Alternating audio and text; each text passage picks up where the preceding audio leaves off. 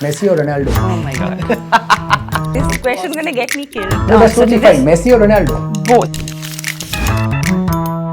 Why should women lift weights? Why is it the case that men feel that they need to have the muscle and women don't? Women need them just as much as men do. Football is not a mainstream sport in our country today. So what got you into it? When I was about 8 years old, I just immediately fell in love with the sport. I can't explain why or what happened exactly, but it was just an immediate love. I like the hard work. That's how I've always been wired. What Sister in Sweat is and why they should go and look you up. So what we are essentially is a community that brings women together to move more. I think Sisters in Sweat will be relevant even 50 years from now. Does it really matter that they get the right apparel, a right sports bra, a right short, a right tee, or I can just get into my partner's shorts and shoes and I just come over? If that is your starting point, it's okay, but it's not ideal if you want to take it on further. Having the right apparel is incredibly important. Can women play any sport during their menstrual cycle? It's good to be mindful because there are certain things that may not be ideal during that period of time, but you should be active. It's perfectly fine. What seems to be working in favor for women in sports in developed countries, which perhaps can be inculcated in a culture in India? Number one is infrastructure. Everything is done very professionally there. You have access to professional training. And I see this quite a bit. People push themselves so hard that they don't allow themselves the breaks when they actually need it. Before you left home, did you have a plan B in mind? I didn't have a plan B. I just gave my best and I knew I had a solid shot because I'd worked so hard at it.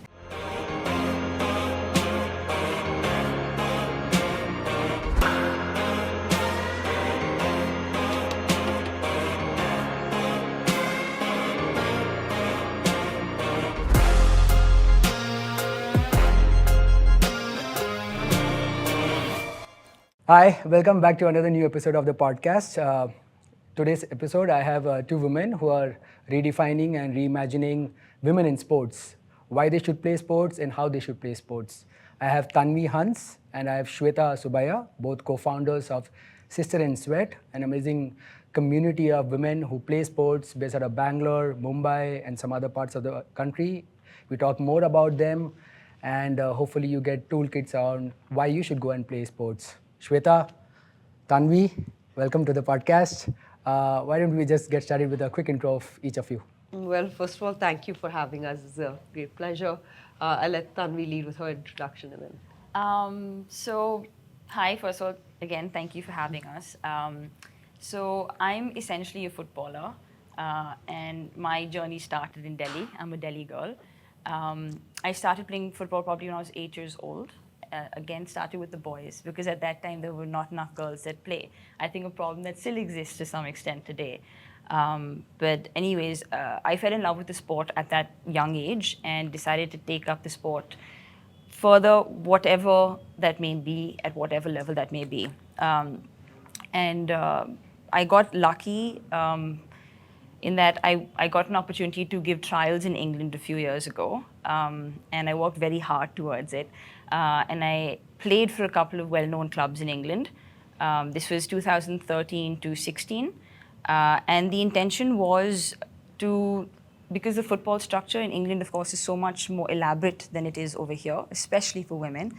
I wanted to absorb as much as I could as a footballer over there and eventually come back and try and make a difference in the system over here. So I came back in 2016 and I think Sisters in Sweat happened once I moved to Bangalore a year after that. I'll just keep it to that much. Of course, my story has a lot of details to it, but I'll just keep it to that. Yeah. Sure, great. So my story with sport is firmly rooted in my childhood. I'm from Coorg, and I think most people who know anything about the community knows that we're a very active bunch. My mom was also very actively involved in sports, so she encouraged me and my brother to play a lot when we were young.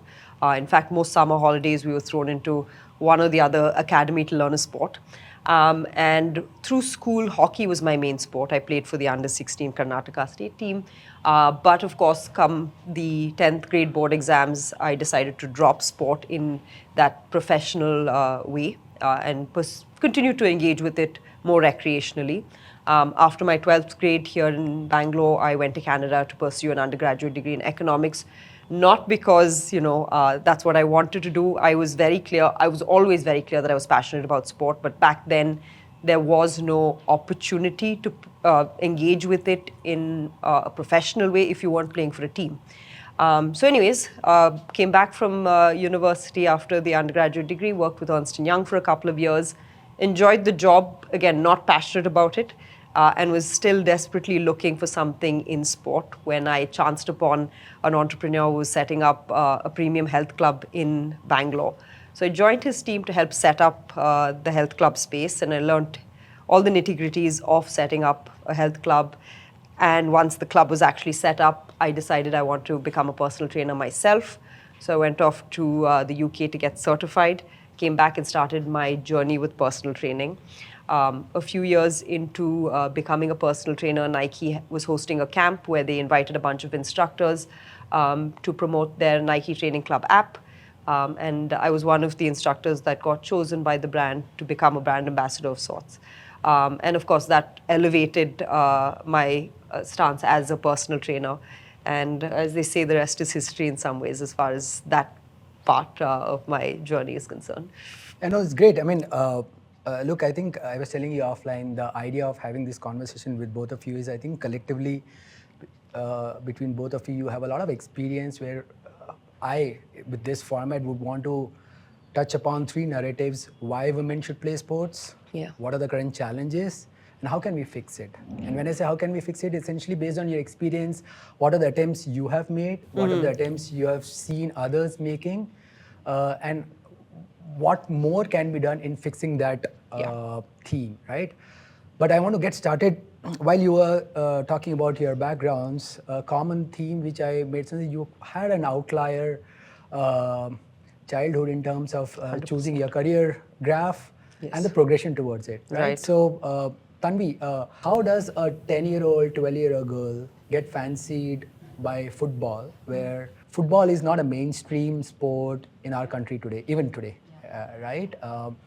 So back in the days, I'm assuming 15, 18 years back, what was it that got attention of you, where I'm assuming in the household, people are not watching football, but rather they are watching cricket or any other sport? So what got you into it?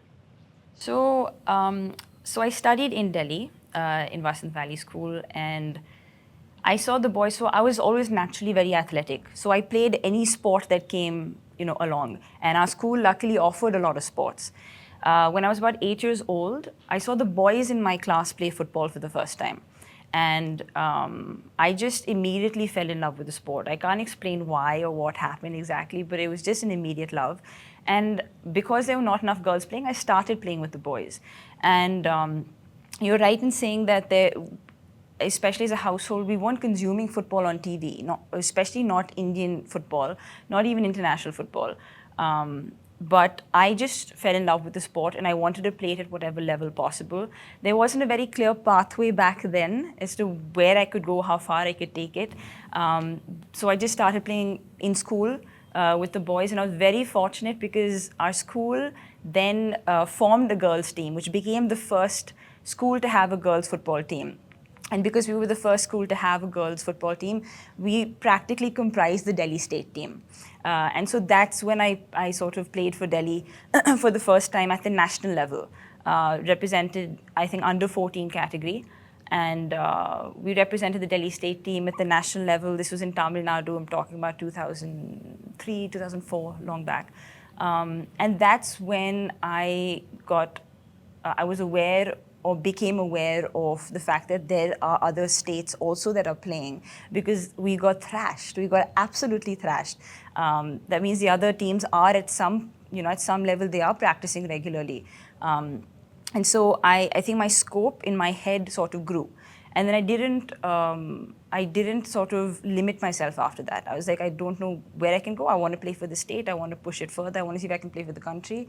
And then in 2009, I was called for the under-19 India team camp.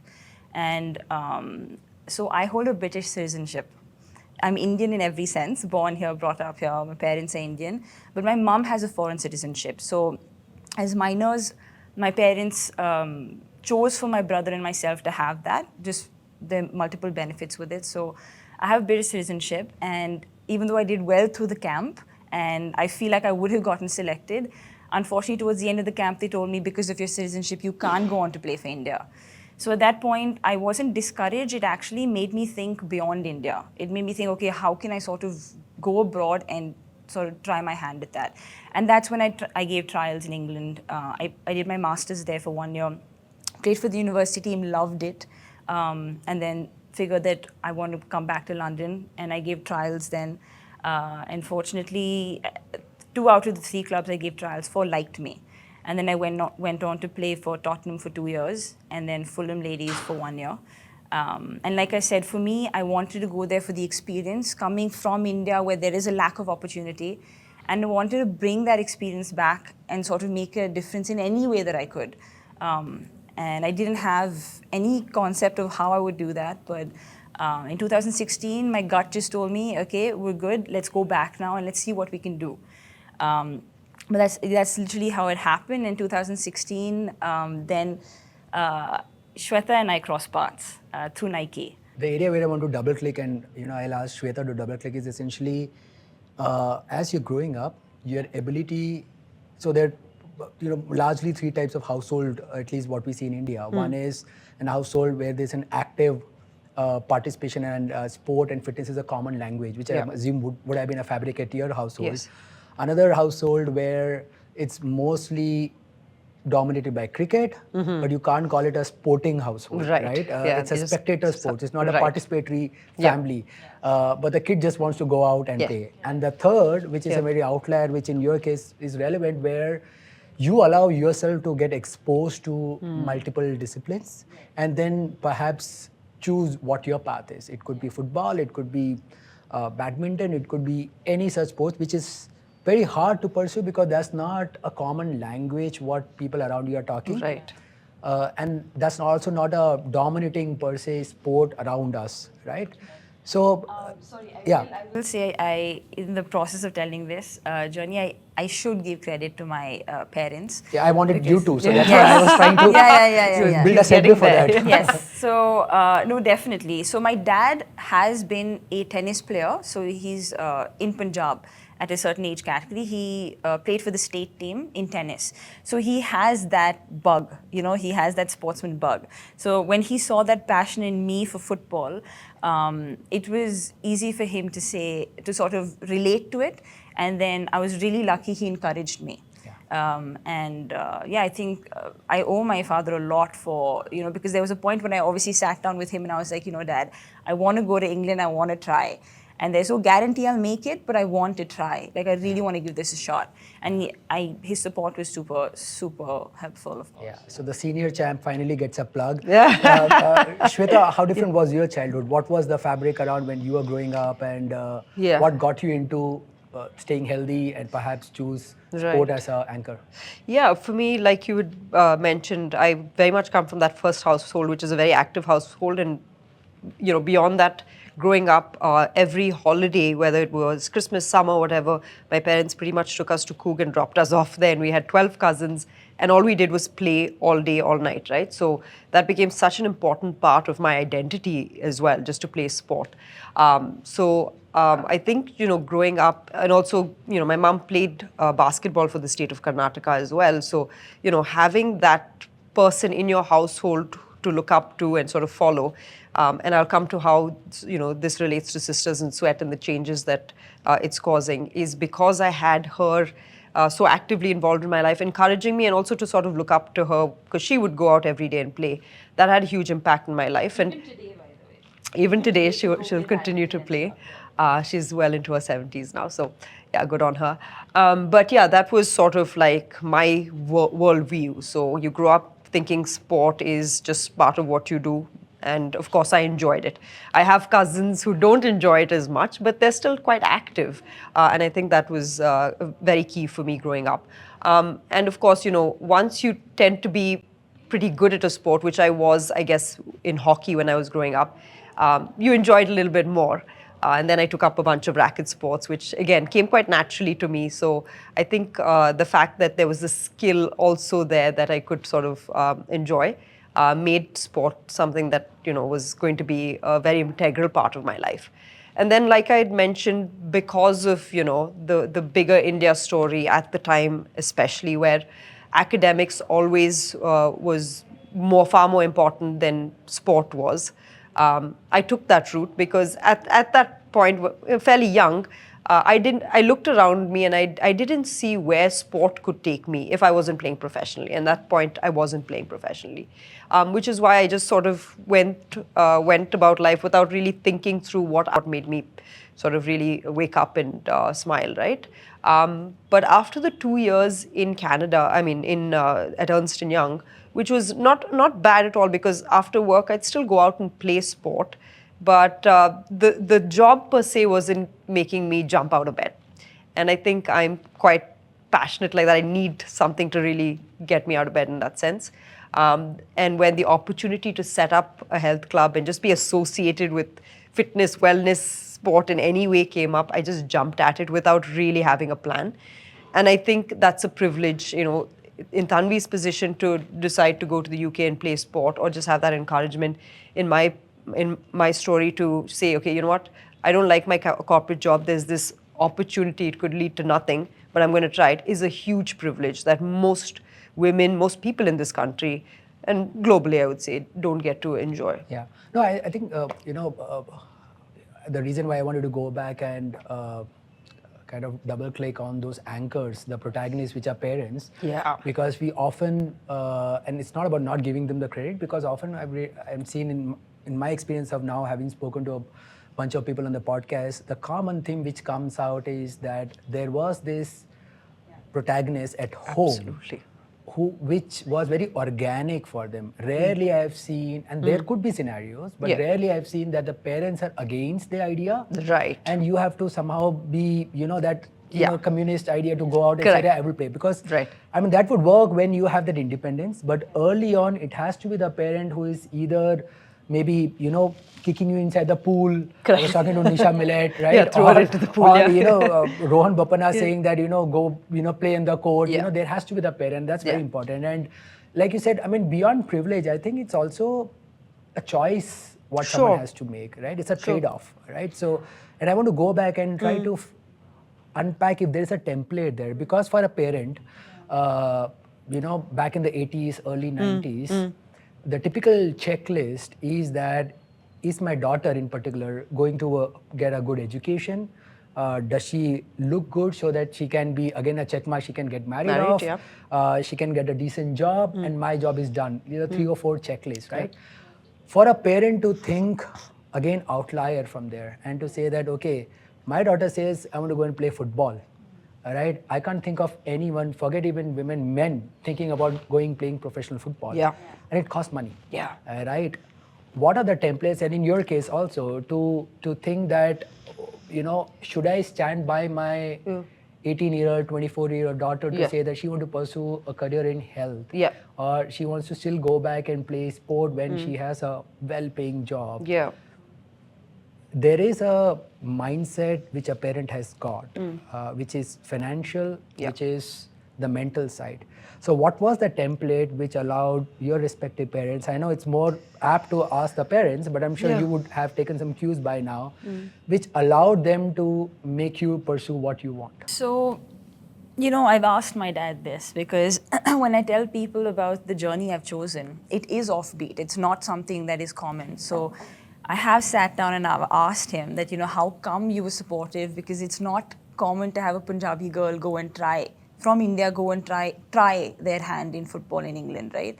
Like you said, it is an expensive ordeal when you're going there, right? And he said that he would see me wake up in the mornings and be done with my morning training by the time the house is waking up. So he saw that passion, he saw the hard work. And he would come see a few of my, few of the local games and stuff. He wouldn't come very often, but he would see, or he'd see clips of it and stuff. So I think basis what he was seeing, the hard work he was seeing, the dedication, and the genuine passion I had to take this on, is, I think, like I said, relatable for him as well. Because at some level he played at the national level and stuff, right? And I have been very fortunate to have a dad like him, because I think my athletic gene comes entirely from him. Mum is super creative. which I also have. We can't ignore the genetics.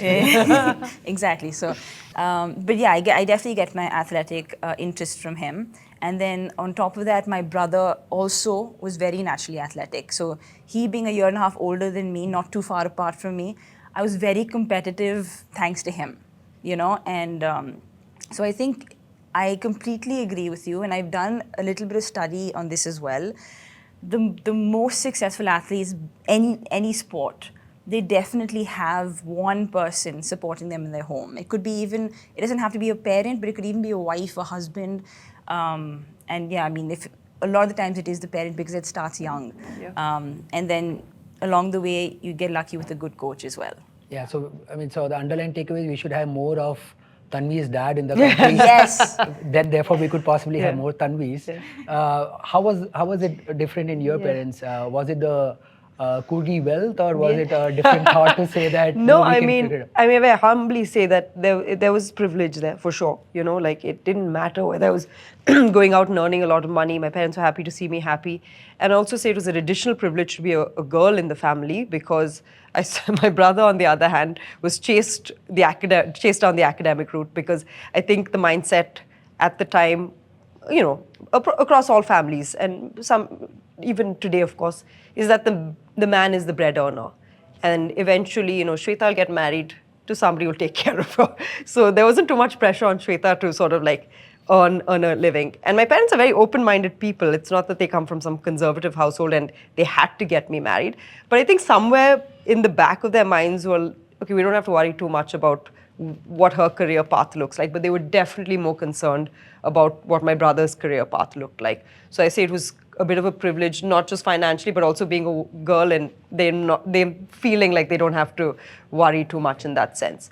And then just, I think at the base of it, again, the privilege of my parents believing that as long as my kids are happy, that's good enough. And they saw how happy I was to play. My brother, on the other hand, who's a pilot now, they just saw how happy he was to make paper planes and throw them around. So he was like, okay, you go be a pilot.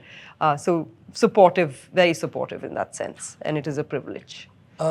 How much of, or rather, how do you make sure that the privilege and let's say genetics, it's a fine balance and not treating into pressure? Because now we are talking about situation that, okay, parents have been very supportive, we got the privilege, we are pursuing what we want, but then often, and this is not just very specific in sports, but in, you know, in general in life where, you know, when a kid goes to a college, then he's under the pressure that he has to perform well to get to a good job, and that's his grading, right? And after he gets a good job, then perhaps, you know, there are materialistic things which he has to get for himself, which goes back and increases his, you know, status gains in society, right? Now in this, because you are already pursuing an outlier, you know, career graph, how do you manage to make sure that that doesn't translate into pressure? Because like I said, you're doing something which is unique, but then there's always in the back of my mind that, okay, just because my parents had allowed me, how do I make sure that I don't disappoint? And more importantly, how do you even define what the goal is? Because there's no comparison for you. So that's a very layered question, because at the end of the day, I have had the journey of an athlete as well. And there are different pressures that come from just being on the field, right? It's a competitive scenario. And I think I have, again, with my brother, who's super competitive, I've always been that way. And for me, I put that pressure on myself all the time to perform. And I knew over here, you know, when I wanted to go to England and try, my dad was paying for that ticket, you know, that outbound ticket. And I made sure that the work that I put in before the trials left very little room for me to not get selected, because I was going to give multiple trials. So that pressure was there, but I think I took it willingly, and it's something I worked towards. It's something I enjoyed. I like the hard work. That's how I've always been wired. I like when the coach pushes me that 5, not even 5, even if it's 1%, 2% extra, I always tell them to push me a little bit extra. So for me, pressure is very much a part of what I enjoy. That's at least on the field, and then performing, and then living up to the expectation over here. The expectation starts from me, actually. So it's less external than it is internal for me. Before you left home, did you had a plan B in mind? I didn't have a plan B. What was plan A? Plan A was just to turn up with my football kit for the trials and give it my best. And I had basically gotten in touch with 3 teams. So I had to give trials for 3 different teams over a period of about 2.5 weeks. And yeah, I just turned up and it was just me with my kit, and I just gave my best, and I knew I had a solid shot because I'd worked so hard at it.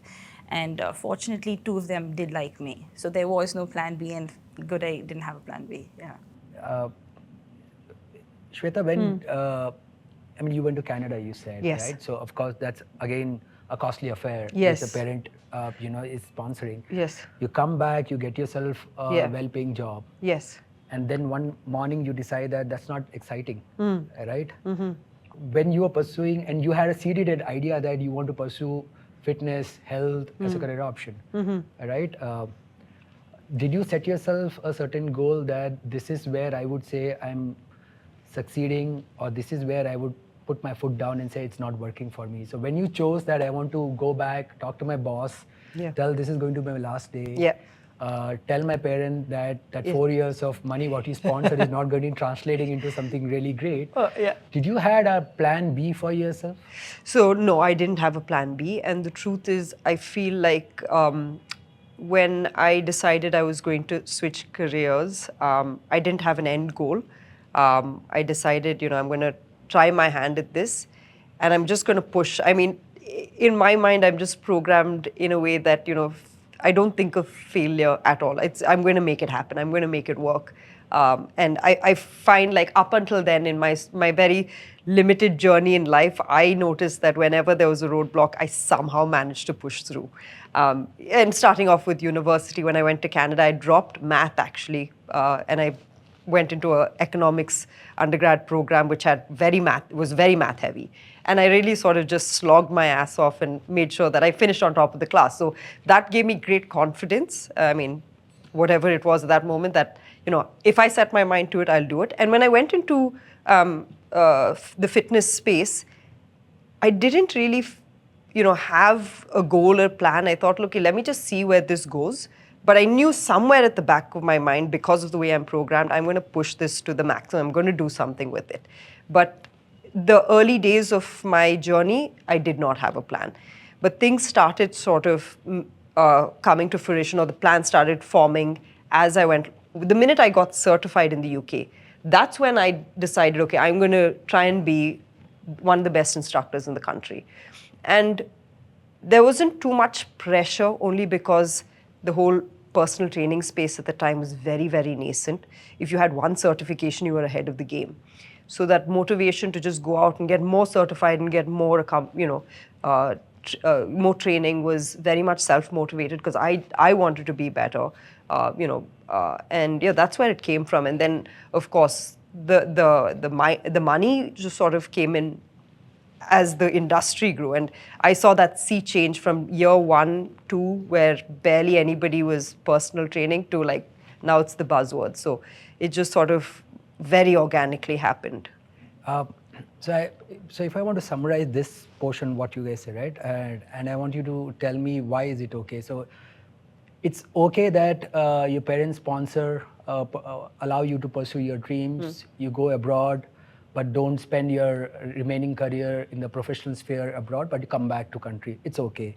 It's okay that you spend money to go study abroad, do a fancy degree, get a great job in a corporate, but then don't pursue that. Yeah. So your education doesn't translate to what perhaps in a very milestone basis you may want to do next. Your Right. goals keeps changing, Yeah. right? These are small milestones, right? Why is it okay? Why is it okay that you're no more pursuing a professional career in UK, but you are pursuing what perhaps today your dreams are, to perhaps build a community of women and bring back the love of sports? Why is it okay that your MBA, your graduate degree, Yeah. or your experience of Ernst & Young Yeah. doesn't really translate to what you're doing today. Why is that okay? Yeah, the way I see it is you've been given this puzzle, and when you've been given the puzzle, you just see the pieces. You're not able to see the full picture, right? And I very much feel like, in my case at least, the experience to go to Canada and pursue that undergraduate degree in economics, to come back and work with Ernst & Young, to then flip and get into personal training. Now I can look back and say all of that makes a pretty beautiful picture of what and where I am today. And all those pieces were important. It might not be intuitively, you can't understand where that fits in, but look, in hindsight, definitely, like that experience of going abroad, sort of figuring things out for myself, the degree in economics today, running this business and building this community, the experience from Ernst & Young, all counts. So it's okay, because at some point you'll be able to piece the puzzle together. Yeah, exactly that. I don't feel like there's ever a wasted experience in life. Everything adds up, and it sort of really puts you in a position to be able to deal with that current moment of your life with all the skill sets you've gained through your past experiences, right? So I don't feel like it, even if it may look like, oh my God, you've completely switched pathways, there's still so much that you will be gaining from the, where you have been and taking it into the next chapter. I really believe that. Yeah, and sorry, just to add to that, like if I had the option, or I knew what my options were, I would have perhaps pursued a degree in kinesiology, which would be more relevant. But at the time, I know I made the best decision I could for myself. And I feel like as we move along now, and from stories like ours and other people's stories, parents can see that, okay, they should present their kids with all the options, and people are more aware of the options now. So it doesn't have to be such a convoluted path to get to where we are today, but yeah. No, I mean, one of the reasons for me to kind of, bring this upon is that, to an extent, no matter how we have grown as a society, we still, our culture is where we have a certain template which is given by probably, generations ahead of us, right? And there's a chronology to everything. Right? At by 18, you should be in your college. By 25, you probably should be in a manager level job. By 30, at least 15 years back, you should be on site in US. By late 30s, you should be married. So there's a chronology and there's a template defined. Absolutely. And often we find ourselves just chasing a template which is given by someone else. Absolutely. Right? And we are not questioning why, why the template, right? And it's okay perhaps to find yourself in a spot where you don't want to chase, or even if you're chasing, you go off track. Right. And like you said, it's a puzzle, right? It's not a very definitive book which is written and you just have to keep signing off every page. So it's a puzzle and you just figure it out over a period of time, right? I mean, both of you guys are a good example. I'm sure there are many more, but the idea here is to kind of put it out there that it's okay to do things which is off track. It's okay that it doesn't come, I mean, you don't carry a lot of pressure along with you, and you just figure it out as you move ahead. Because else, it just becomes very boring because you're perhaps pursuing and chasing what someone else wants you to do in life, right? And I think, an important quality that I think I recognize in both of us is, although we had all the privilege, there was definitely accountability. Just because my parents were paying for this free ride to college, I didn't take it for granted. I was very mindful, and like she said as well, I think we are mindful of the monies that our parents spent, and that's a personality type. So if you are somebody you really don't care, then might not work out that well. I mean, that you can't take out because that's deep rooted in a middle class culture. Right? So we always have that insider that, I mean, somewhere we owe it, right? Yes. No, I mean, this has been great. So let's come back to sports, right? There was an intersection. Both of you met, a common love of sport. I want to start in particular a very, very, broad question. Why women should play sports? And, this is a very broad question. And the reason why I'm saying this, when you look at history of sports, right? Sports is kind of identified more as a very masculine, very powerful activity. The feminine side of it is never relatable to sport, right? And either it could be the choice of the sport or it's how sport is celebrated, right? And therefore, it's very hard for society to accept a women in sport? Yeah. Even today, when you talk about an athlete, the word immediately makes you resonate a male Yeah. sportsman. Yeah. Right? You don't kind of correlate, oh, there is a women athlete, and this could be any sport, Yeah. right? But given that, I don't know whether it's a liability or it's still haunting us, right? Why do you think women should play sport? And I'm not saying from a professional level, Yeah. because everyone has their reasons. I mean, what I've seen generally is that people who go on to play professional, they're intrinsically very motivated. Yes. They're Yes, definitely, engineered that way, right? Right. So it's Yeah. it's very rare there's an external kudos or a cheers what you're getting Correct, together. yeah. I mean, they bond that way with their DNA, right? But here we are talking about, including men and women, the elite of the elite, less than 1% of the society gets into that level, right? Absolutely. But that doesn't mean others should not play Correct. sports. And therefore, this question that the history is still defined sports, men playing football, Yeah. men playing badminton. Yeah. But in your experience, beyond the physical Yeah. gains, why Yeah. should women play sport? So, I mean, I think the physical benefits speak for itself. It's everything you said right now. It's exactly what you just said. I think sport is generally seen as something that men just consume more, or perhaps better at. It's strength heavy, or that at least is the mindset. And I feel that the moment, so there's already these notions and barriers in everyone's mind, right? So the moment a woman then enters a sports pitch, she's already broken several barriers, right? For the people around her and for herself, which in itself, just by doing that, she's put herself in a position to feel empowered.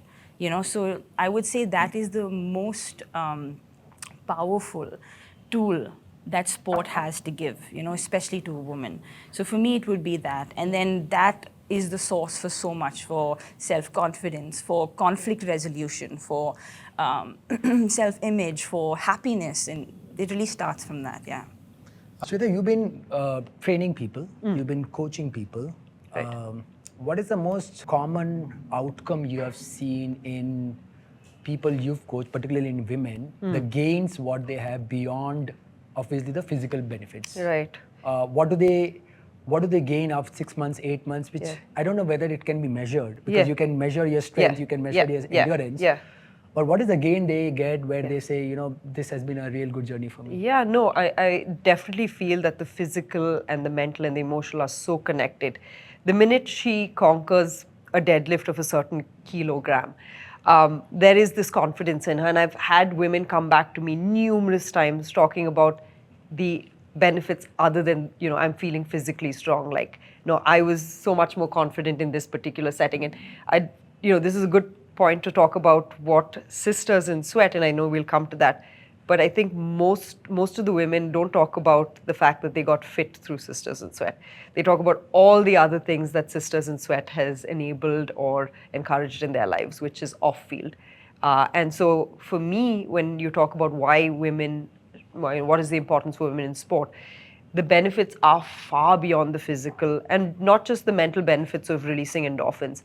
And I've said this before, especially in a country like India where women's lives are so scripted. She is told what to do. She follows a script, right? And she's got X number of responsibilities. The minute she comes on the sport field where it's primarily reactive, a ball goes a particular direction, you run, you kick the ball, you make that decision. So there she breaks down, she tears the script, throws it out, and she then has command over her life. And the minute she does that on the field, that slowly starts percolating into other and seeping into other aspects of her life. So I feel sport is incredibly important for women, especially women in India or any society where a woman, her life is quite scripted, which is, funnily enough, a lot of places, not just India. So tell me, the first thing, and these are very obvious, stuff which not just women, anyone would have in your mind. I'm sure in a case for women, it's much more harder because they just don't have to convince themselves, but they now also have to talk through people around them. Correct. Right? For a 30, 35, 40, 45-year women who probably might have, kids at home, the first apprehension I'm assuming, is that, okay, now I have to get into my shorts, right? I have to get into a tight tee, right? I have to think about getting a sports bra, right? I have to think about getting other accessories which I don't even know where to start from, Correct, right? yeah. How do you address that first mental barrier? Like, what is that first thing which you think seem to be working with in your community? What someone will have to figure it out or sort to themselves to just get through that barrier? Because first they're talking in through themselves, probably 15, 20 days, and then they have to assemble that confidence to talk to their partner, and then the extended family to say, okay, I'm getting out of my home, wearing a pair of shoes and shorts, right? So how do they talk through themselves to get out of the barrier? So I think, through our Instagram account or wherever they hear about Sisters in Sweat, they see a group of women getting together and having fun, right? Then they make the decision to just join the community on the website, which takes no effort. They don't need to buy anything. They don't need to convince anybody. They just join the community, right? Free to become a member. Right? And the minute you've joined the community, you also have access to our WhatsApp groups. I've noticed a lot of women just join the community and then join the WhatsApp group, and it takes a little while before they actually step on the field to play sport with us. What happens in those WhatsApp groups, there's unlimited amount of conversation and banter about, okay, what are you wearing, or what feels comfortable, and you start developing the sense of confidence. Okay, there are other women with similar apprehensions, and this is what we can do to solve them. I'm not particularly sure what the conversation with a spouse is or other family members before they come out on the field. But once they're on the field, I think the reason women haven't participated in this country for a long time in sport, one of them is the fact that they are uncomfortable to be seen in, sport attire. But we've created safe spaces where it's only women primarily, unless we're doing a Sisters and Misters session. So that breaks down a ton of barriers where she's like, okay, I'm with other girls. You go into a session, the women are of all shapes and sizes. So nobody's left feeling like, oh, I don't belong here, or I'm feeling uncomfortable. The women, it's a celebratory and very encouraging atmosphere. So I think, like I said, the first step of joining the community, joining that WhatsApp group, listening to the conversation, getting comfortable there, then making the decision to, and often they will just put a message on the group being like, hey, I'm thinking of joining, but and then you'll have 10 girls being like, hey, you should just come, it's going to be fun. These are 10 strangers. But there's that encouragement to come, and when she gets on the field, then, it's definitely something that, she doesn't look back on. Yeah. Right? Go ahead. So I'll just add a little bit to that. So if you speak to one member, she'll have a different reason as to why she became a part of the community as opposed to the person right next to her, right? So everyone joins the community for different reasons, and their path into when they first do a session with us is very different. In fact, we sometimes have members that come to us after a session and say, you know what, I've been a part of your community for like 2.5, 3 years, but I've always been apprehensive, and this was my first experience. So that means she's been with us for so long, but it took her that much time to actually enter the pitch, And I think the way, from our point of view, the way we try and encourage those women that are on the periphery, who are just like, should I not? I'm a little intimidated. We package it in a way that we honestly just want you to have a good time. It's enjoyable. I always say whenever a woman asks me that, exactly what she said. I've never played before. Is it okay? And then she'll ask again, are you sure it's okay? I say, yeah, it's perfectly fine. We have music playing on in the background of our sessions. We design it for you to have a good time. It's designed specifically for you. You're intimidated by all of this. You are our target market. Trust me, it's designed for you.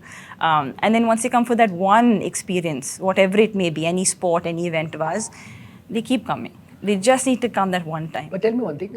We spoke about the people who are sitting in the periphery. I mean, majority of the people are sitting on the fringe. Yeah. They're a spectator on the WhatsApp group, part of the community. Yeah. And a common theme which I've seen is, let's say, gym for that matter, right? A majority of the women who make the effort to sign up the gym, after the 7th they don't go because they feel judgmental about that other girl or the other lady is much more fitter than me, and I look completely odd. Right. And in a scenario like this, when they come up on the field or they're sitting and watching, I can't sprint like Tanvi or I can't do the drills like Swetha. There are other bunch of girls who are probably 10, 15 years younger than me. Yeah. They look cooler in the gear than me. Yeah. Yeah. Here I am, 40, 45-year-old. Yeah. What am I doing here?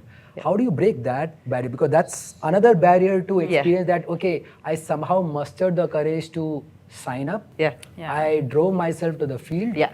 But just this doesn't feel Yeah. a place where I can fit in. Yeah. Yeah. How do you get them through and So I think, engage? yeah, so I think what we did, accidentally, I mean, our founding group of members who, were our friends, are our friends. We've not lost them as yet, hopefully. We obviously did the session because one of our friends wanted to learn football and we invited a bunch of our friends to do it. So the founding group of members were all friends, right? And the environment of that first session and then the follow-on sessions was one of, we're all friends, we're not going to judge each other, we're here to have a great time, we're going to encourage each other. If you fall down, we're going to pick you up. If you manage to make contact with the ball, we're going to all applaud.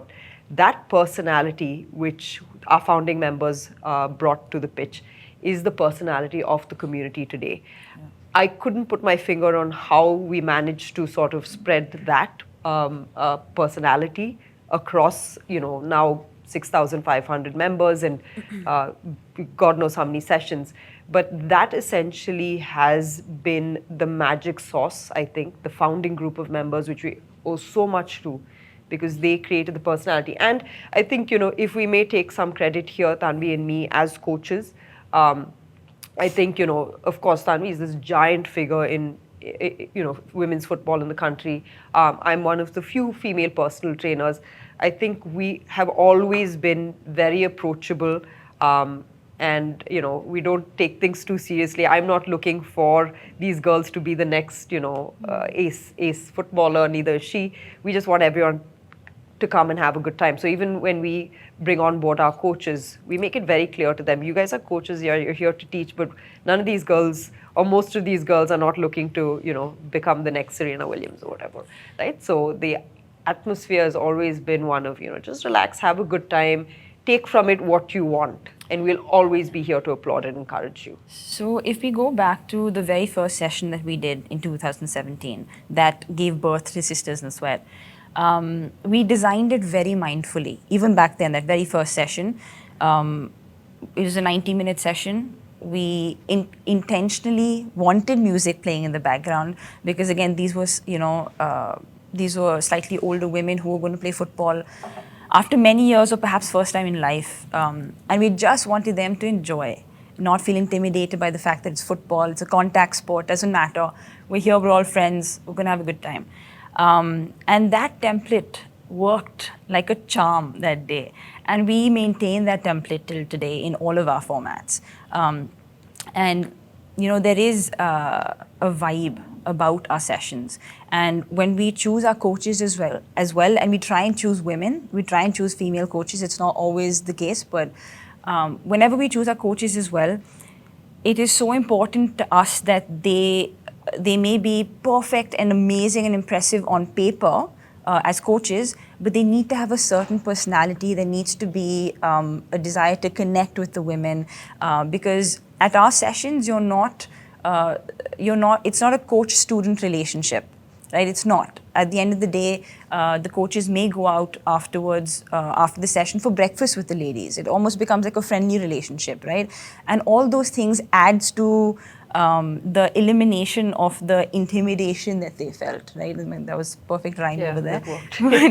But I think we're very conscious of the fact when we sit down, even today, when we put anything out there, any offering, event or anything, for us the most important thing is that the experience that the member walks away with needs to be a memorable one. She needs to feel included. She needs to feel encouraged. And that's definitely the recipe that we try and select our coaches with, design our sessions with, even choose our playlist with. It's as detailed as that. Yeah. What's the average age of women who come? Yeah, so when we started off, obviously it was my friends, we were all 35 then. It's dropped now to, I would say, late 20s, early 30s. That's the average. Late 20s, early 30s, Yeah. right? So I'm sure there would be, women who are late 30s, early 40s, Yeah, yeah. right? when now that okay, let's say now the women decide, the lady decides that okay, I've garnered enough confidence, I can show up, I'm not getting intimidated. The next question is that am I causing harm to myself? Right. From a health point of view, am Yeah. I ready? Yeah. Should I do this? Should I not do this? Right. Have you seen in your experience that there is a certain prerequisite Yeah. what someone can either do by themselves as an Yeah. assessment, Yeah. or perhaps get an assessment done to Yeah. say that okay, if you can check Yeah. 1, 2, 3, Yeah. you're good enough to come and play. And I understand Right. that most of the work Right. what you do is casual. Yes. Yeah. It's fun. Yes. Yeah. But you're still it's physiology involved. Right. Yeah. Right. So is there a prerequisite, because Yeah. you don't want the last thing to happen is that the first day becomes a horror, they Yeah. twist their ankle, Yes. ligament tear, whatever it could Yes, be, and yes. they're never going to come back, right? Yeah, Yeah. So is there a prerequisite, because that's often a thing which is in the mind, that am I fit? And am Yeah. I fit is a very, very Yeah. very, very macro, Correct, yeah. very broad thing. But Right. what is generic a prerequisite which you Yeah. think people should figure it out? Yes, you're ready to come. So to be quite honest, there isn't a prerequisite that we set. The way we design our beginner sessions, however, is, and when we did our very first session, keeping in mind somebody who has lived a fairly sedentary lifestyle. So even if this is the first bit of activity she's doing, typically no one who's been sitting on the couch for years is going to come and say, I'm going to play football. That's, I think, a prerequisite that they sort of checklist off. If they've been doing light activity and they want to sort of do something a little bit more fun, then we suggest you go to our beginner sessions first, because our beginner sessions are fitness-based sports sessions. So we work on your fitness more than we work on you learning the actual sport. So the first, I would say, 40, 50 minutes of the session is just doing the warm-up, fitness-related drills, and those can be regressed or progressed depending on the individual. And then towards the last, I would say, 30 odd minutes is when you learn the skills or technical aspects of the sport. So from our perspective, the prerequisite is make sure you start at our beginner sessions and then work yourself up to intermediate sessions, and then maybe join the Sisters and Misters game days or etc. However, we always talk to our members saying that sport, when you look at the wellness or fitness pyramid, lies right on top.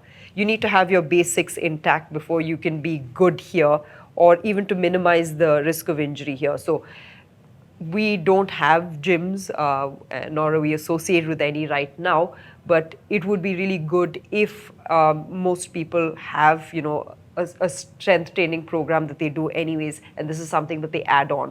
We don't suggest that this is all you do, although right now we do have women that the only thing they do is Sisters in Sweat, but I'm actively trying to sort of educate them on the importance on working on the basics.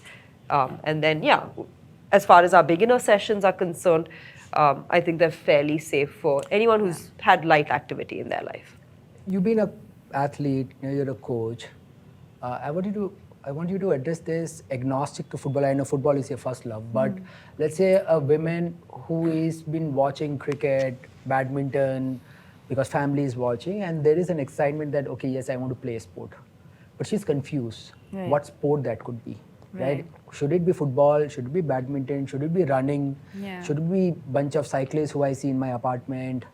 How does one make up their mind to say that, okay, that's one which I should start exploring? So what's the toolkit for someone to figure it out? Right. What's the choice of their sport? So a couple of things over here. So I feel like what I've observed in the many years that I've been coaching, now that we offer so much more than football at Sisters in Sweat, we have badminton, basketball, run, we have swim as well. So they have options now, and then a new member, I have interacted with a few of them, and there's a couple of things that probably helps them with their decision. Firstly is there needs to be an intrinsic interest, and some of them tend to have that. They already know, okay, fine, I've been wanting to run for a while and now I can, or some they'll be, what, I used to play badminton, I kind of want to try again, right? So that interest comes first from them itself. And then secondly is the accessibility. What do they have access to? And obviously more immediately than anything else. So if there are women in her building that are cycling, it may not be interesting to her, but because it's accessible and there's already a group of women in her building that are going for cycling, it might be something she's interested in or able to do immediately, right? So I think it's a combination of these two things. But from my experience, mostly they already know within themselves what they want to try, especially when we lay on a platter that these are the options we have that we can offer you. For a sport which is perhaps not involved team sport, let's say it's a polo sport, running for that matter, right? Or swimming, you just go, I mean, you can swim with a bunch of people, but you're pretty much training and you're exploring it by yourself, right? What do you think can people keep in mind to have that consistency, which perhaps they may not get in a football or any other team sport, because that social fabric is extremely important to build the cadence and the consistency. But maybe there could be also people who may not be very comfortable in a social gathering. Let's say, not that they're introvert or extrovert, but they just may not find themselves comfortable, right? But they're okay. I mean, I've seen women on the road running solo, right? They're cyclists I've seen, right? So what do you think they will have to keep in mind, and what probably in the days where they feel that consistency is not coming, what should make them go back and keep doing that? I mean, it's good to have a goal in that sense, right? Like, I think a goal to work towards will always then be that motivator on days that you're not feeling quite it. Like, for me, I know, as a personal trainer, there are days that I don't want to work out, but my goal is to remain, as sort of fit as I possibly can, because that's important to my job. It's important for me to show up as somebody who is consistent and looks the part as well. So that keeps me motivated. And being a personal trainer in some ways can be a very sort of isolated journey. It's not like you're doing working with the team per se. So I think to have a goal, and obviously that goal should be very much a SMART goal, which is achievable, measurable, all of that. And that will build in the consistency on the days where you're like, I'm not feeling it. But also to be mindful on some days, and I see this quite a bit, people push themselves so hard that they don't allow themselves the breaks when they actually need it, and that can be not helpful at all. In fact, can be detrimental. So if you have a good sense of your personality type, are you somebody who's just going to drop off because you're not feeling it, or do you really need that break? I think have a goal and keep referring back to it. It helps. Okay, so now that we have established why women should play sport, there are benefits beyond the physical gains, psychological, mental. You try to bring an identity. And I wanted to ask on this topic of identity. I was going through your website and I saw a video where a 40-year-old said that playing football brought a new identity in me. Correct. Right? And this is a woman who was expecting a second child, right? So can you elaborate, what does that mean? Like, what does it mean when someone says that it brought back a new identity for me? Correct. In the journey of a woman's life, the minute she gets, one, she's somebody's daughter, then she gets married and she becomes somebody's wife. So at various stages, she starts to lose more and more of her identity, especially after you get married and you become a mother. So when you engage with sport, I think one of the common themes that we've heard a lot of women who have been through that part of their journey is that they feel like they've got their identity back, which got lost because life happened. And that's why, going back to that question, why is sport important for women in particular? It just gives you your sense of self back. I think that's what she was referring to, just to feel like, okay, here I am, Swetha Subbaiah. I'm not, this one's daughter or this one's husband. Like, to date, sometimes we have to say, you have to tick out on the form, daughter off, You lose your identity. Who are you? Like, you are always someone in relation to someone else. And I think playing sport, getting called out, hey, Tanvi, pass me the ball, or Swetha, pass me, that's just, establishing yourself in the world again after you've sort of lost your identity. One of the biggest challenges, not just in, a country like ours, but almost all developed and developing countries also is that to get to that identity, Yeah. there are a lot of challenges and it doesn't come very easy, right? So in context to our discussion, we're talking about why women should play sport, and therefore getting to that why, there are a lot of barriers, right? What are the most common challenges you have encountered which you think are solvable? I mean, Yeah. I'm not talking about challenges which are very big, which will take years to solve. Often people tell culture, and that's not something which is getting solved in another few years, probably will take decades. But that doesn't mean that we don't make an attempt. But beyond that, what are the more common challenges what you've seen which deters women to come into sport? And I'm talking more specific at recreational amateur level, which are solvable. Yeah. I mean, there are a few I can name at the top of my head. One is just getting the right sport attire. If you look at most of the big, sports apparel retailers, the men's section is massive, and then the women's section is small and usually clubbed with the toddler section for some reason. So yeah, just getting to the right apparel that's comfortable for her to play with is something that I think is easily solvable. Infrastructure, when you go into a playing arena, a pitch or something, there's no changing area for her. Just put those in, that'll be a huge help. Yeah, a clean washroom, it's as simple as that, it's as basic as that. It may not matter to a man as much, but it matters to women, Yeah. And then just creating those safe spaces for women. Like, for example, you go into if I was, I mean, not me, but just say a stereotypical woman in Bangalore wants to go for a run.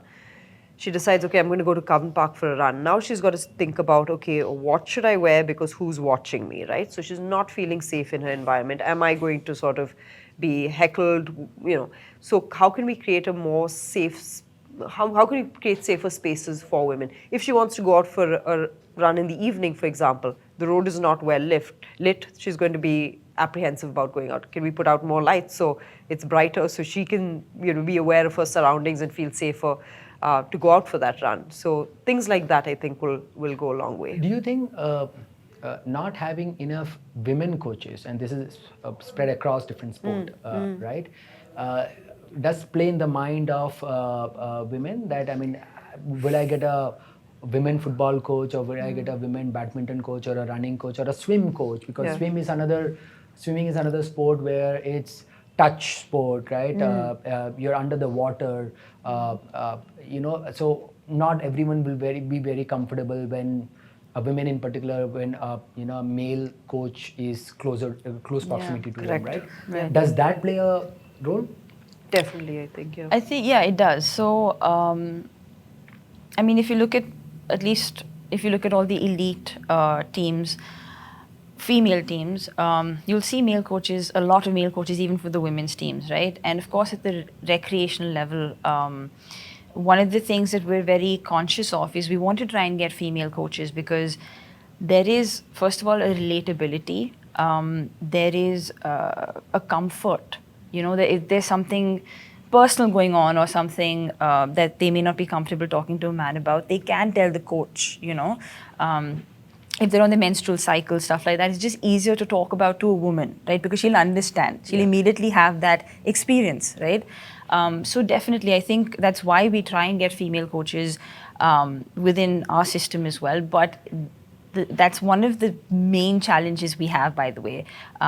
When we're growing right now. There's a lot of demand for our sessions and stuff, but we're just not able to find enough female coaches, in the various sports. So that is definitely another challenge as well, which is very easy to solve because we do have female athletes in all sports. And if we just upskill them a little bit to become coaches, I don't see why it can't be done. So do you think, which means coaching has to be a clear career path, right? So you get more people in the pool, in the bottom of the pool, who play sports, they skill themselves, they, 1% of them really, come up to be very good, and then probably a percentage of them would decide that, okay, maybe I want to pursue the coaching part. But for that to happen, you also need a lot of big bottom of the pyramid to come and play in the sport, right? So the idea is to get more people play, and then eventually, and I mean, look, not everyone has to professionally pursue, but let's say 5-7 years Yeah. of playing, and there are skills which you can teach beginners, right? And I'm assuming in an amateur sport, more than the tactical skills are very important, but the soft skills are very important, right? 100%, When you go to a pro club, you're not, the coach is not teaching the soft skills. You're Yeah. there for a very technical Yeah. reason. Right. You're there for trying to become a performance. better Yeah. player. Yeah. It's very performance oriented. But like you said, what's more important in this community of amateurs is you can talk to them about your menstrual cycles, or I don't know, it could be a mental health issue, Yeah. or Yeah. I just had a fight with my spouse and I'm just not Right. in the state of mind, but I Yeah. want to play sport. How should I get there, right? So Yeah. more and more people should come at the bottom of the 100%. pyramid, right? Absolutely. Yeah. What common fabric you have seen workplaces and organizations doing their bit Yeah. to encourage women employees in particular? Is this really working? Do you think there's more to do, or what seems to be working for people where there is an active participation of women in sports in the workplace? Yeah, I think the workplace has a huge role to play in encouraging women in sport. Right now, I also manage gyms, by the way, as a side hustle for corporates. The participation there, again, hugely male, and when they have spaces, for sport infrastructure, it's all occupied by the men. Primarily, workplaces can definitely come up with policy or mandates where women are more encouraged to participate in sport, come up with leagues for their female employees, come up with programs for their female employees. That's something that I try and push with every corporate that I engage with. But yeah, lots to be done there, because I know from I've been in the corporate world. I know there were women there that wanted to play, but they didn't have the groups to play with. And if there can be sort of like a higher sort of authority in the organization saying, okay, we're doing this and you must participate, and we're providing you this opportunity, this infrastructure, I'm sure the participation will improve.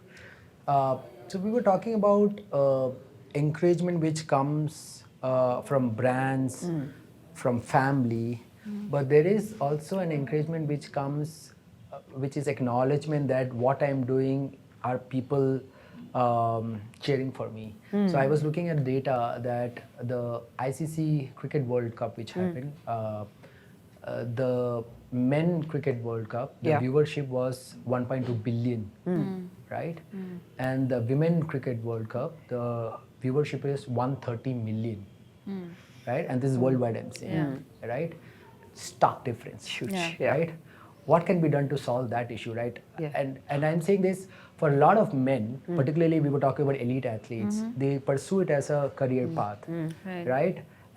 And the career path would make sense when the ecosystem gets developed, right? There are brands, there are sponsors, there are agents who are willing to come and put their bucks on the athlete. We know it's not that as much in the women's sports, right?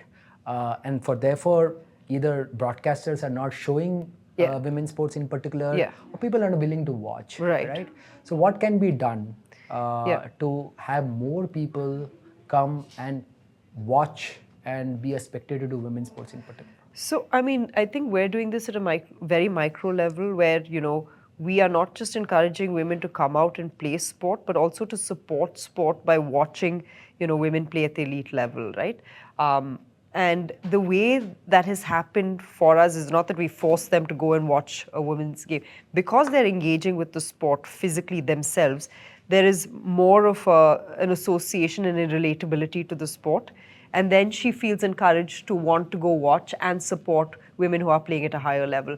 So I think at a very sort of grassroots level, to get more women to just engage in sport, I think that is a huge gap that we can fill. The minute she engages, then the sport becomes relatable to her. Because otherwise, you've never played this particular sport, and there's a women's game going on.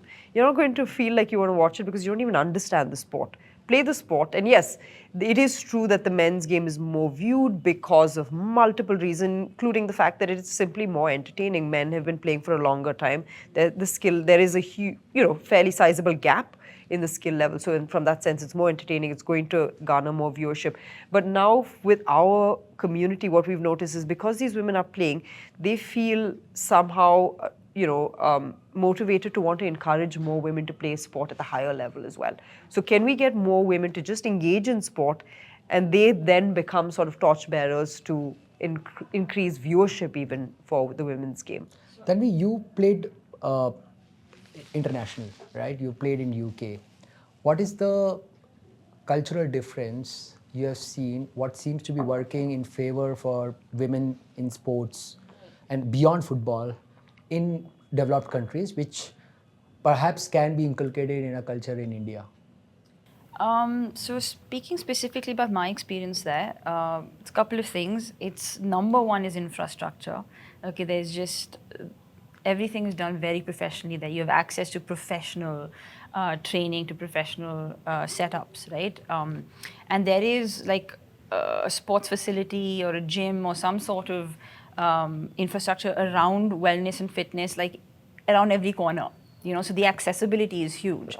That plays a big part. And then the other part is speaking specifically about Culture, about the Why do more culture. people come and watch women's sports there and there's no one in the stand in India?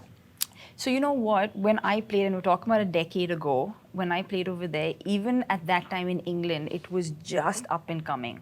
There still were not enough people in the stands. The families would come out, and that is the case here as well. The families would come out, and then of course, a few odd people here and there. But it's only now that it's really picked up. And I think you will agree that right now, women's sport in general is being consumed at the international level a lot more than just maybe a couple of years ago, right? And that is owed to the fact that all the elements around them are now supporting them, right? Because, of course, the talent is now showing up. It was always there, the talent was there, but the grooming, the right scouting at the right age, then having the marketing support, right? All of that is coming to the picture now. And now we're filling up stands. Now I'm talking about abroad, not yet in India, at least for women. But just adding to what she said, these are all elements that everyone's aware of. You kind of know what needs to be done in order for a sporting endeavor to be successful or a sports tournament to be successful in terms of viewership. Or it's pretty much clear, there's certain elements that add to all of this, and if you put all those in place, it will have the viewership. There are certain controllables, however, that we are catering to, which only have become evident, I think, to us more recently. There's greater consumption of sport within our community now because they've started to play it, and there is that relatability now. And because women tend to be very influential in their little families and societies, they now have clubs that they follow in any sport or whatever, and it's become like the family club. But it started from the woman. Just because she started playing and then she became interested and now understands the technical stuff, wants to watch, and now is watching with the family. So now the consumption has grown at the base level, and now she may have a daughter or a niece that she wants to encourage to play, and that girl may grow up to then become an elite athlete. So it starts at the base level, and we're lucky that we're able to cater to that. Those are the controllables right now for us. All the marketing, and we can sort of give our bhashan and say, we should have the broadcasters broadcast and all that. But what we can control, we're trying to. Let's get into technicals. She spoke about technicals, so on my list, Swetha, why should women lift weights? Well, I mean, laundry list, but at the very, the basic idea is, eventually, muscle is what holds up the skeletal system, helps you move. And why is it the case that men feel that they need to have the muscle and women don't? At the end of the day, when you break it down, the human body in that sense is quite similar. Muscles enable movement. If you fall and you need to get strong and get back on your feet, you need those muscles. So everybody needs muscles. and women need them just as much as men do. The women tend to lose muscle quicker and develop it slower. So to focus on strength training is an incredibly important aspect for women in particular because of this particular aspect. Tanvi, And sorry, it's so interesting. I was just thinking that for women especially, and I'm talking about, I'm generalizing here, this is the notion at least, women tend to have more wear and tear technically through life because they're in, they're cooking or they're cleaning or they're childbirth and all of these and huge childbirth and events that everything. happen. Yeah. So their requirement for muscle is actually greater, I would think, because of the wear and tear and just the nature. Yeah. Tanvi, question to you: can women play any sport during their menstrual cycle? Should they? So there are a lot of studies on this. There are certain changes that occur in the body.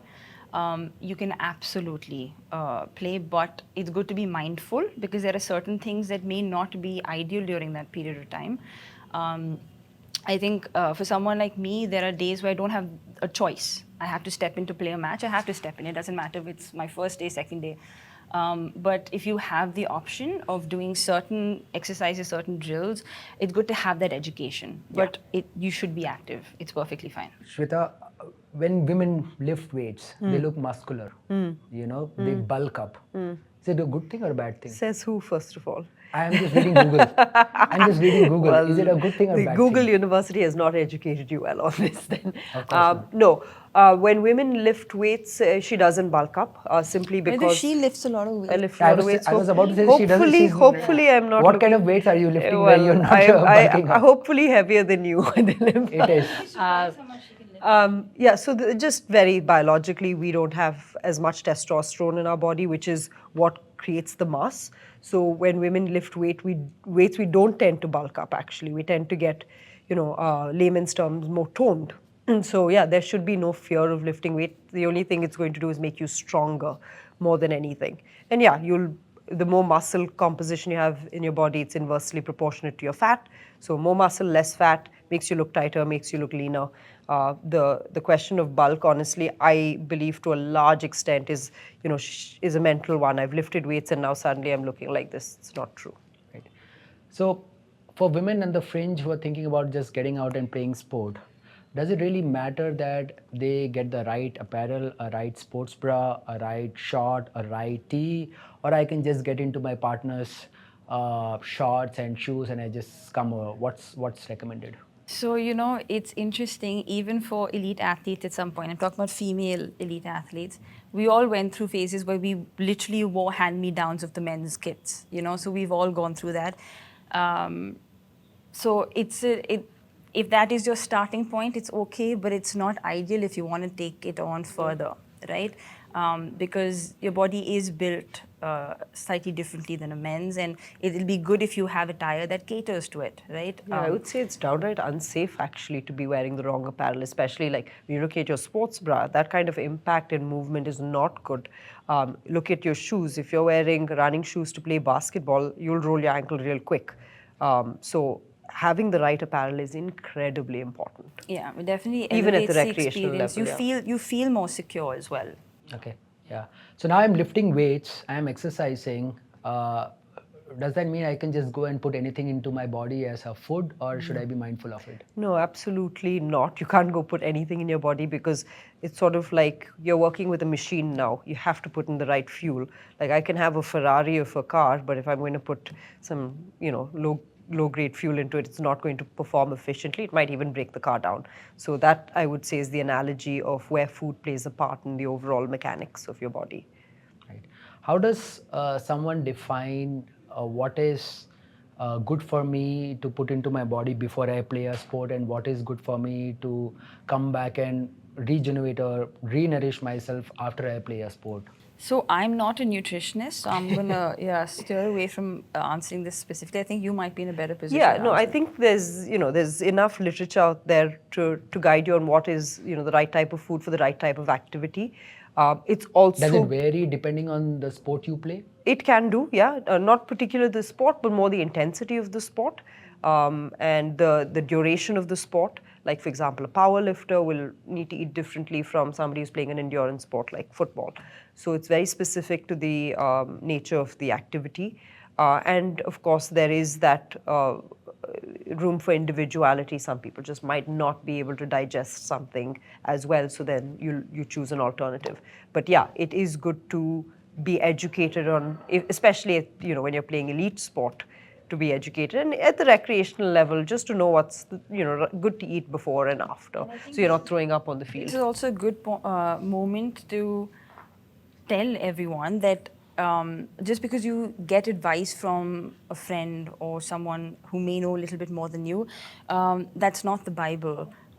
Please take guidance from experts. So if you're in the gym, please get guided by a personal trainer. If you are wondering what's the right food for you, please go to your nutritionist. They'll be able to guide you well, and they're the ones with the education. Yeah. I think That's a really good point, because I think as far as like the curative side, we want to work with a doctor and we want to make sure he or she has her degrees in place, right? But on the preventive side, you listen to anybody, you'll Google it, right? Why? Isn't it better that you have the right information so you don't have to sort of go to the hospital later, right? So even when people talk about working out, and my mother would say this, she's like, what are you doing? You're a personal trainer. I can teach people how to lift weights. I was like, no, mom, you can't. You need to know why, how, so that you keep the person safe and that they get the right results, right? So I think it's as important on the preventive side to know and speak to the experts to seek advice from there, rather than Google or Instagram. Yeah.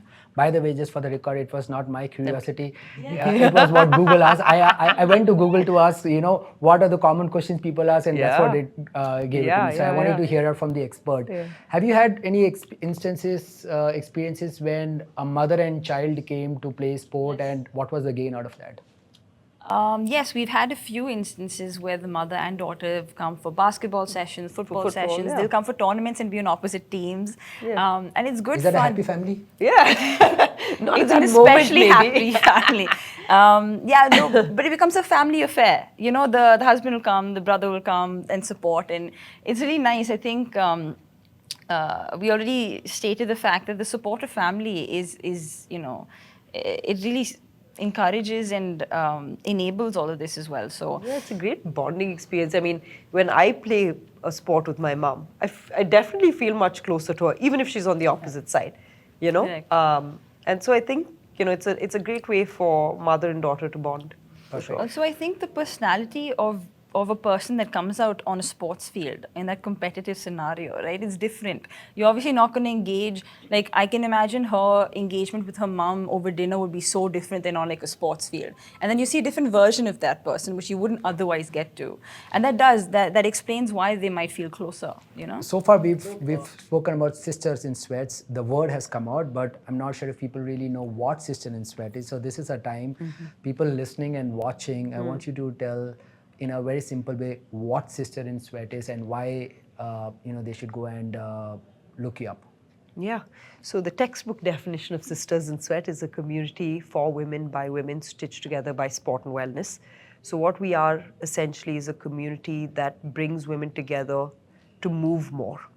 We started off with football as our main sport, but over time we've diversified into various sport and movement formats. So our sports now include football, basketball, badminton, run, and at various levels, beginner, intermediate, and then, of course, the mixed tournaments that we do with our male counterparts. Movement is at the core of what we do, which is why, a crucial point in our journey was COVID. During the first week of COVID, time stood still for us because we are an offline community. And we thought, COVID's going to stick around for a couple of weeks. So for that week, we didn't do anything, the first week or week and a half of COVID. And then after we realized it was there to stay, we decided to, build an online format of, online calendar of classes where women could just engage with movement again, and the sessions also allowed them to engage with each other because it was a Zoom format. So at the core of it, Sisters in Sweat is a community that enables women to just move more and engage with each other. Right. Yeah. Right. Why is community important part? I mean, she brought community, quite few times. People, I mean, women can just go out and play a sport, right? I mean, there's enough brands, enough arenas where they can play sports. So why is community important? So this actually answers a previous question of yours. So I feel like when you have a friend or you make a friend and then you go and play sport together, that's a lot more encouraging. You're likely to wake up early for that session because you're doing it with a friend, right? I think having a sisterhood to add to the experience of what otherwise is seen as intimidating, like a sport and stuff, it definitely it packages it in a lot more accessible, enjoyable way. So I think having that sort of support and having other women in your proximity, experiencing similar things that you are, I think it's important, us being women. I know that a lot of the most pivotal moments in my career, I've needed to lean on a woman, to get advice on certain things and stuff like that. And then to have a sisterhood that supports you through whatever you're going through in life, on field, off field, whatever, it definitely makes you stronger, I think, yeah. Why is Sister in Sweat, you think, would be relevant 10 years from now? Because, I mean, I don't think that much is going to change in 10, 20, 30, 40 years. Women have shared experiences, always will, and the relatability and the feeling of being safe within that space is always going to be there. I don't think time is going to change that. So I think Sisters in Sweat will be relevant even 50 years from now. A 15-year-old girl sitting at home today, or a 45-year-old woman who is probably, parenting her child. What's your piece of advice to, that different cohort of people to get out and pick a sport of whatever choice it could be? What's the first thing they should do to just get them to play a sport? First of all, I hope I don't have to convince them that it's important to be active in life. If they're not convinced already, that would be my first thing, that it's important to have some sort of physical activity in life. And we offer it in the most enjoyable way, through the tool of sport. And you do it with other women, so that would be my first thing. And then, yeah, exactly what I've been saying, in that we package it in the sense that they enjoy themselves. It's so experiential, and they just need to make it to one session one time, and we know that they'll be hooked, So it's just need to convince them to get there once, that's all. So for the 30-year-old male or the 45-year-old male, what's your advice to the man there to how can they go back and convince their spouse or their partner to come out and play sports? So this is not for the women, but for the men, what they should do to convince or nudge or get their partner to play a sport. And why should they? I mean, this is, I'm glad you asked this question, because at Sisters in Sweat, we've noticed and recognized what amazing enablers the men in the community, and when I say the community, it's either the woman's husband or her father or her brother, has been in sort of encouraging the women to play. So I think, when somebody's husband is like, hey, there's this community there, why don't you join them? One, she almost has that, unfortunately, the permission to go out and join the community and start playing. I think, what the men have done for us in our community is, because we've now started a Sisters and Misters segment. The reason we started that is because, one, the men wanted to be part of it some way, but that wasn't the main reason.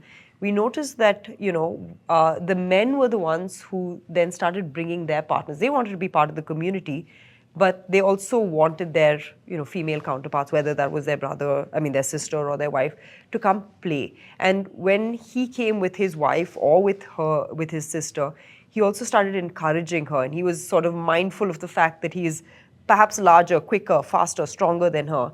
And sort of, then the game sort of, very beautifully, I would say, is very well balanced, where the men still enjoy the game. It's not like they're playing with, people that they just feel bored playing with because there are other men there. But the balance is nice.